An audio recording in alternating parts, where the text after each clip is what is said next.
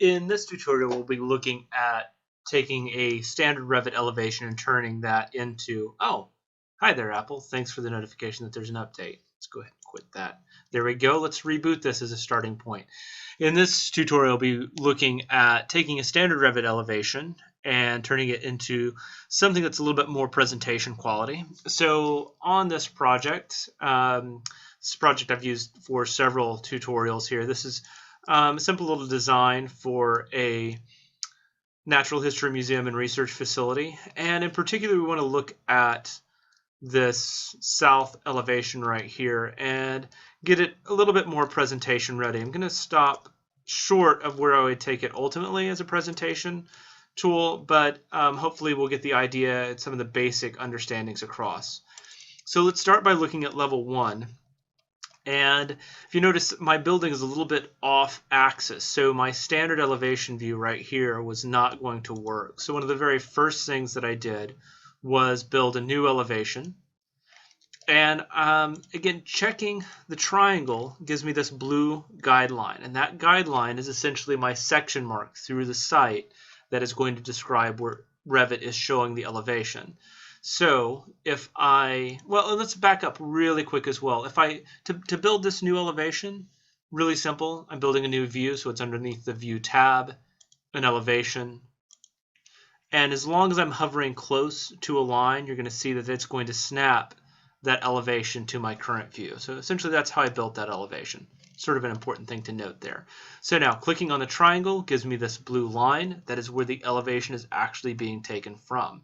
For instance, if I move that blue line into the middle of the building, and let's navigate to that elevation, I'm going to do that by double-clicking on the triangle right here.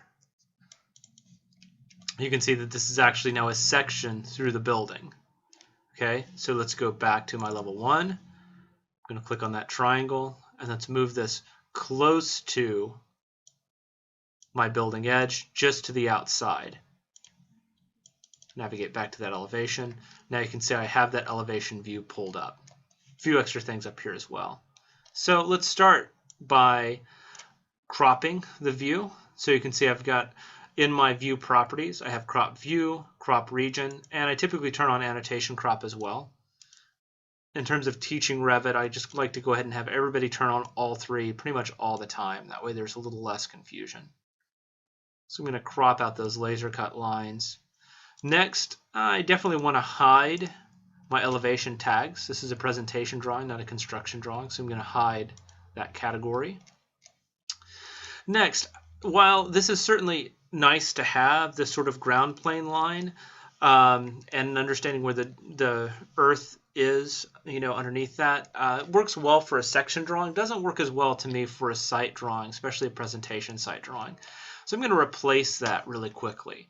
So I'm going to go to Annotate, Detail Lines, and I'm going to use the wide line.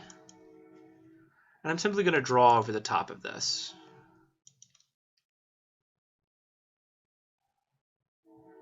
My wide line looks conspicuously not wide, but we're going to go ahead and run with it anyway. And again, I'm not going to be overly aggressive about trying to get this precise. For starters, I'm kind of doing a tutorial. For seconders, I'm not drawing in rocks. I'm working on the building. Having that line in, though, allows me to hide the topography. Now, I've got some extra things that I can see through here. So this is where sometimes a simple line like that doesn't work. So my next choice of what I might want to do, I can clean this up in Photoshop easily enough, but let's look at one other quick way to go about this, and that would be a masking region. The masking region is essentially a hatch pattern that is solid white. So I'm just going to go back to, again, my wide lines. And this time I'll just use the pick lines. Grab that exact same line that I drew earlier. The difference with this is as I come across the lower portion of this, I can mask out everything that's within my enclosed geometry. So I'm going to switch from wide line to an invisible line. Let's draw this coming down, across, and up. Let's run a quick trim. That to that. Looks like it already is trimmed. And when I check OK, that's going to hide everything underneath there. So I'm pretty happy with that. So again, the invisible lines, the idea behind the invisible line is simply that. They are invisible. Okay, so if I move this up a little bit too much, you'll be able to see what I'm occluding. But for the most part, that region is simply masking out what's behind it. Okay, next, line weights. By default, Revit is not going to do much with line weights for you. So we need to go ahead and think about turning that on. Process to do so is really simple. Visual styles right down here at the bottom, this tab. What I'm going to do is go to graphic display options. My style is hidden lines. And there are times where maybe you want to render out an elevation, but typically what I teach is, an elevation is more of a proportion, scale, constructability kind of drawing. A little bit closer towards thinking about the constructability of a design than it is the materiality. I typically, teach that materiality is really showing up in your perspective drawings, whereas elevations need to be a little bit closer to line work. Give us that good understanding in terms of how the building functions, what the edges are, those kind of things. So I typically steer towards these being a hidden line type drawing. Line weights, though. What I'm going to do, I'm going to take my silhouettes and change those to a wide line. I definitely want to smooth lines with anti-aliasing. That's simply going to make, you can see all these little sort of jagged edges right here. It's going to smooth those out and make them look a lot nicer. Let's go ahead and hit apply on this and OK. And now when I zoom in, it might not be as obvious from back here, but when you zoom in and when this prints out, you definitely begin to see a variance in the line weights. And in particular, what Revit is doing is it's going to take an edge and make that edge a bolder line, which is typically what we're trying to do in architecture in terms of showing foreground, background, and edge. So that's a good starting point. That has things kind of rolling for me. Let's go and look at a few additional properties as well, though. So along with running wide lines as a good starting point, I'm also going to turn on cast shadows. So shadows create a really good sense of depth, obviously, on the drawing, and you can tell a little bit more about what is going on. The one thing with shadows is anytime that I'm going to print this out of the computer, I know the shadows are always going to print out a little darker than they appear on screen. So I typically always back my shadows down to about 15 to 20, somewhere right around in there. It's going to be much more subtle, but when that prints out, it's going to get the right kind of image put together. If I want my shadows specifically to be from a particular time of day, so this is the south elevation, right now my sun, how those shadows are being cast is simply sort of an arbitrary setting. What I might want to do is actually establish a specific time of day for when that would happen. To do that, I need to grab my locations, things like that, but I can do that by going to Still. I've already established my location. That is my date, and then this is my time, 10 a.m. I kind of like shadows from the top left to the bottom right. It kind of has something to do with how your eye reads an image. Things coming left to right just seem to read a little bit better. The eye tracks it a little bit more naturally. So this is date, time. That should give me my shadows from the top right. And let's change the date. Let's go a little bit more summer. Set it for June 1st, 2 p.m. Oh, too far overhead. Terrible. Let's go back a little bit. February 1st. Apply. There we go. A little less depth on the shadow, but this gives me a sense of knowing exactly how those shadows are going to play out at that time on this building. So let's go ahead and say OK to that. Next, I can also turn on ambient shadows as well and hit apply. And that creates a little bit of a gradient. Let me go ahead and click OK so we can kind of zoom in. rather than a constant color across here, especially where I know I have overhangs, things like that, I get this little bit of a gradient surface. You can also see it right here that this edge is a different color than this edge, and that's something that doesn't happen with the standard hidden line. It's a little bit of a double-edged sword. Sometimes it gives you great effect, sometimes it doesn't. Again, my suggestion is to experiment. Don't settle, experiment, see what's working well. Kind of like it for this one, so I'm going to leave it on. So I've got both cast shadows and ambient shadows turned on. Let's look at that difference one more time. Ambient shadows, apply. Next, for my background, every now and then, a little bit of a sky background, just applying a gradient can work really well.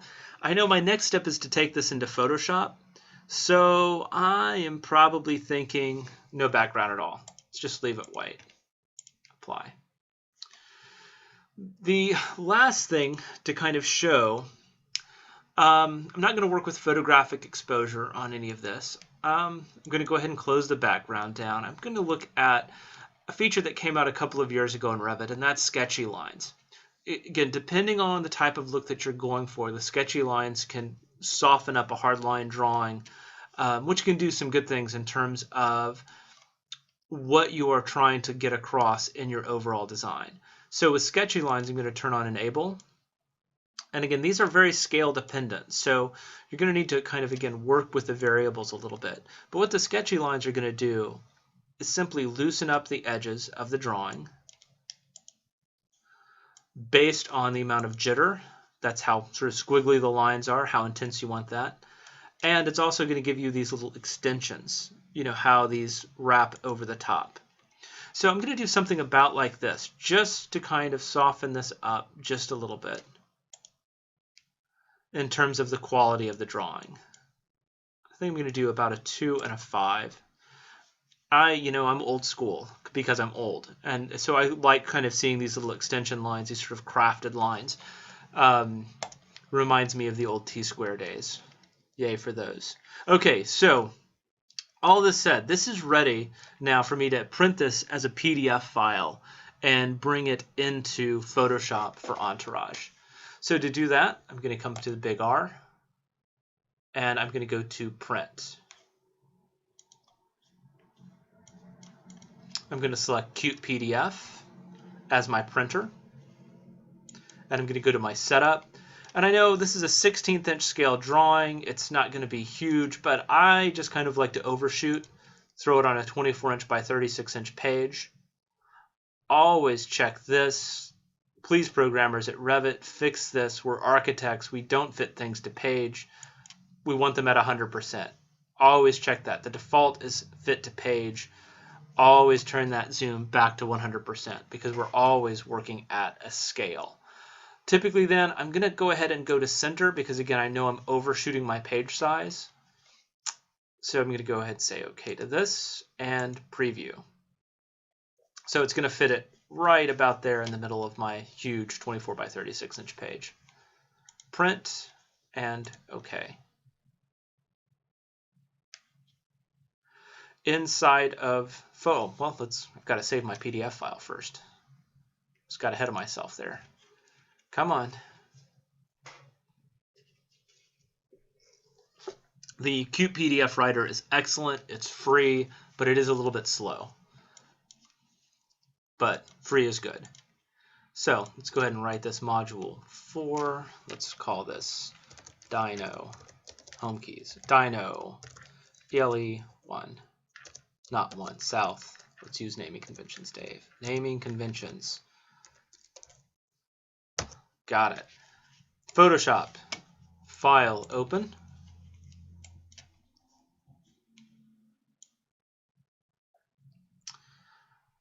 And let's go to my PDF. Dino Elevation South. And I'm going to go ahead and leave my resolution for this PDF file at 300. It's a fairly high resolution file.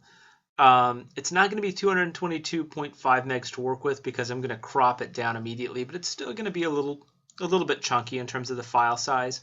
So be aware of that. If you're working on a slower machine, it might be worth your time to drop the resolution down to 150, but 300 is a really good standard to work with. So again, first thing that I'm going to do is go ahead and crop this. I'm going to pull in the sides. I'm going to get the bottom edge fairly close, and then I'll leave some room to grow here at the top.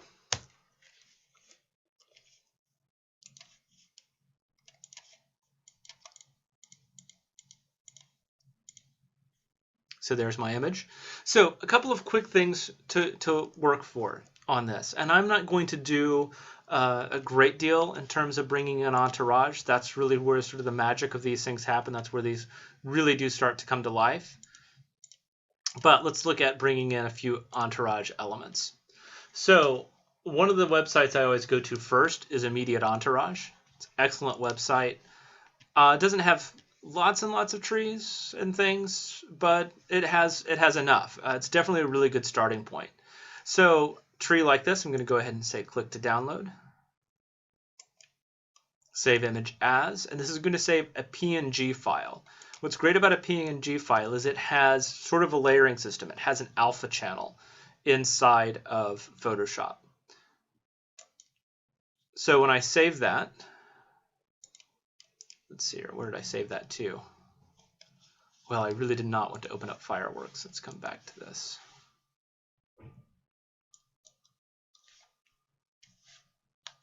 Let's close Fireworks. Sorry about that. Just not clicking very well today. Open Classic Tree on my desktop. So you can see this has the background already cut out, which is something you can totally do with a tree, but something as you're producing architectural content you rarely have time to do.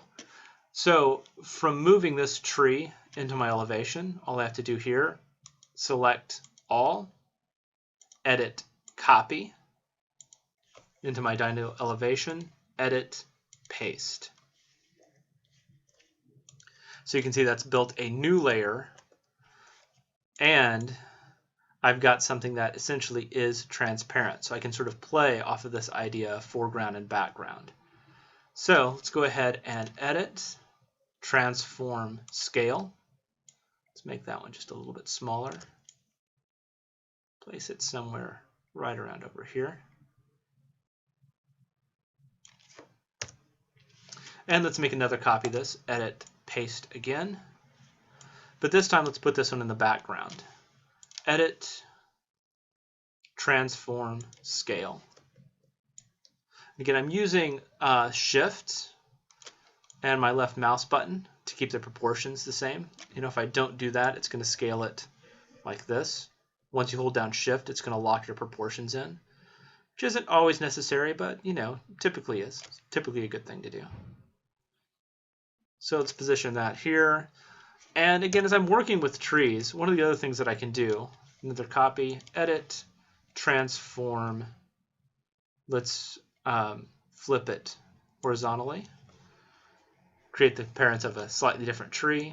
Edit, transform, scale. So again, you know, I should kind of bring in different trees, but for the sake of this, we're just going to bring in one and kind of take a look at how it's going to work.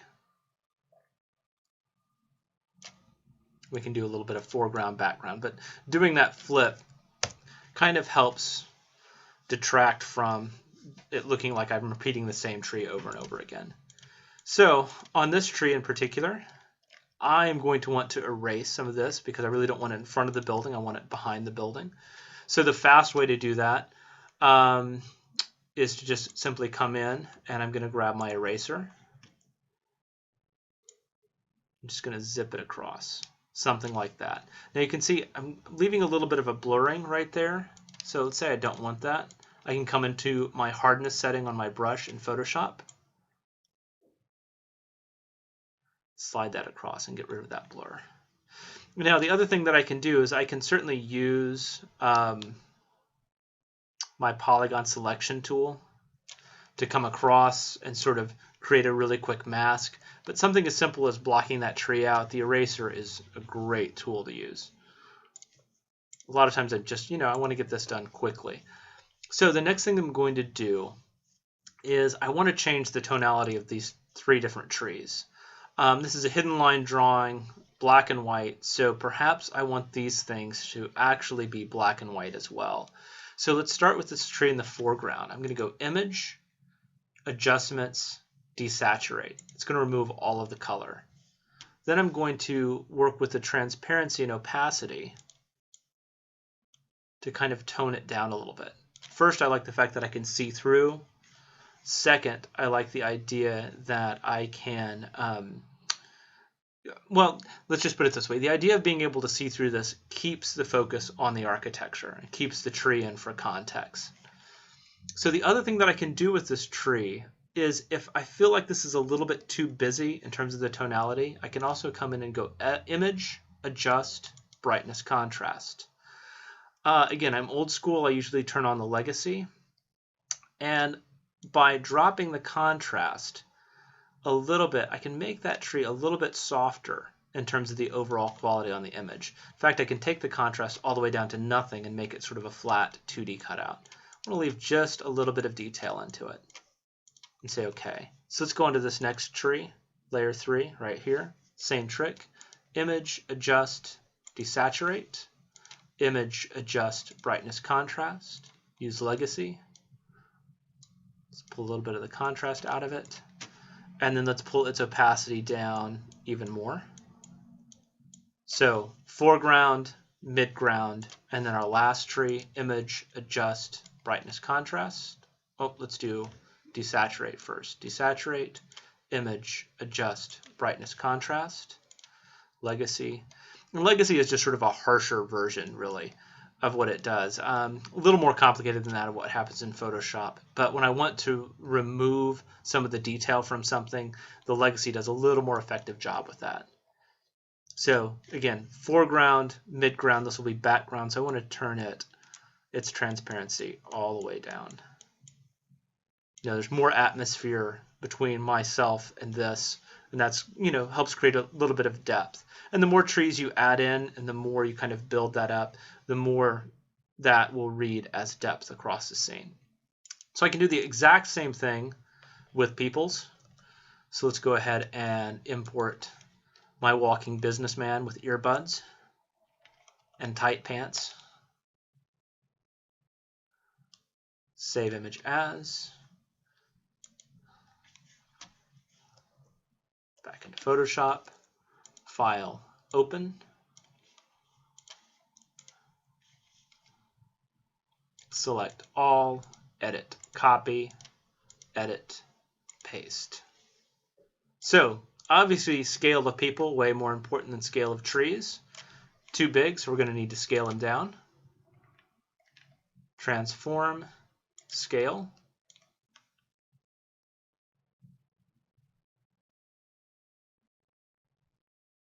Right about like that.